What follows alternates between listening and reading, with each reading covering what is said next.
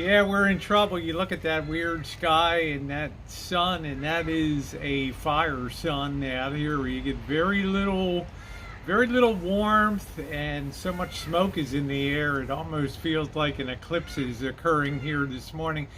And good morning, everybody. Happy Thursday morning to you. I hope your Thursday is going well. I had a lot of messages overnight regarding the fire situation here.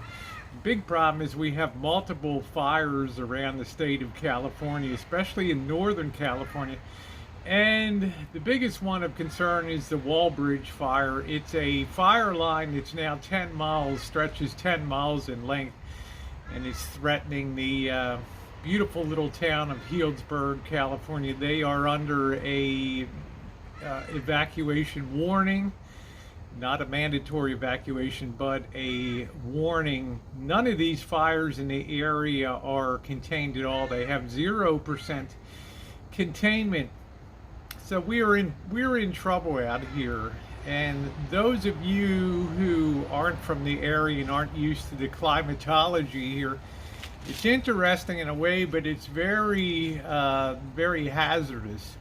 And what I mean by that is most of you live in areas where fires rage up, except maybe places like Colorado and New Mexico. Places like fires rage up, and eventually either rain comes or the forces of containment work. Out here, it's a different story. The rain, the little bit of rain we had with the 10,000 lightning strikes in like 72 hours was a very strange phenomena. It's not something that occurs out here. And the creation of multiple fires made it worse, plus the fact there will be no rain here. So the sad reality is, as I was listening in this morning on the news, is they have firefighters now that have been on the line for 72 hours straight without a break. And imagine that, 3 straight days of fighting fire, because simply there aren't enough resources here in the state of California.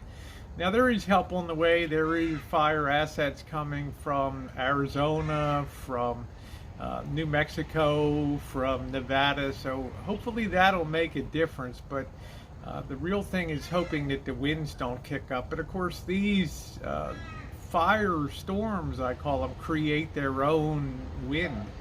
With the updraft of heat, tends to create a sucking in air from surrounding the fire and creating its own little microclimate in there. So it's very difficult.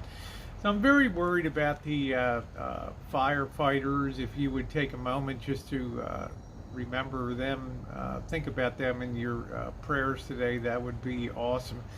They're doing very difficult work here. They're in very rugged hills, heavily matted with brush and other things, and it's very hard to get your footing in there, and it makes it very dangerous. And of course the winds swirl too, which means at any moment the fires can pivot and turn back on them. So it's a very high risk occupation, plus it's pandemic times, which makes it doubly difficult. We do have evacuation centers set up at the fairgrounds here, but it makes it hard with social distancing right now. So it's really a confluence of bad events. So we're going to keep monitoring here. It's still a very good distance from the Rancho here. I'll keep an eye out for Joey D and the Boston Janet in their particular areas.